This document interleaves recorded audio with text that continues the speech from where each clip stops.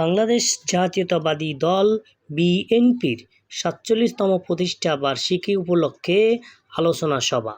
এ সময় বক্তব্য রাখেন ধামসোনা ইউনিয়নের চেয়ারম্যান পদপ্রার্থী জনাব জাহাঙ্গীর আলম মণ্ডল।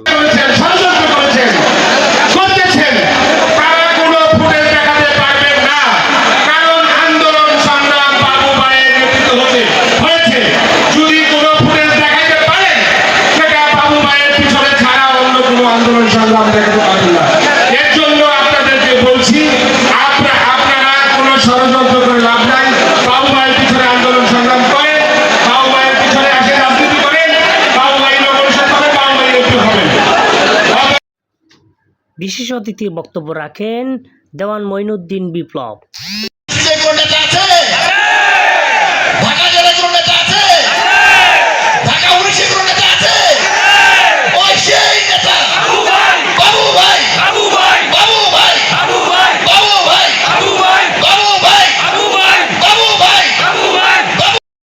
প্রধান অতিথির বক্তব্য রাখেন সাবেক সংসদ সদস্য ডাক্তার দেওয়ান মোহাম্মদ সালাউদ্দিন বাবু।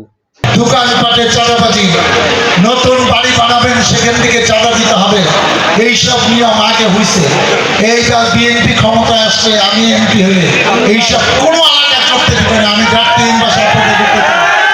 এবং সবচেয়ে ইম্পর্টেন্ট যে কথাটা আমার কাছে অনেক জায়গা থেকে বিচার আসছে, সেটা কি একটা বিদেশি লোক, সে কিছুদিন ধরে থাকে ভাড়া বাসা, কিছু ব্যাংকের লোন টোন নিয়ে কিছু নিজের টাকা জোগাড় করে সে এখন বাড়ি বানাতে যাচ্ছে। এখন কিছু এলাকার লোক আইসা, সে বিএনপি করে না কোন দল করে সেটা ইম্পর্টেন্ট না, সে এসে তাদেরকে বলছে যে আমাকে ইট বালি সিমেন্টের দায়িত্ব দিতে হবে। লোকটা বিপদে পড়ে তাকে দায়িত্ব দিল। এখন সে করতেছে কি, 2 নাম্বার ইট, 3 নাম্বার ইট, সিমেন্ট বালি এগুলা মাত্র আপনি কম দিচ্ছেন, জিনিসটাও খারাপ দিচ্ছে। এইসব তাদের সাথে জড়িত, তাদের তো আমরা ছাড় দিব না।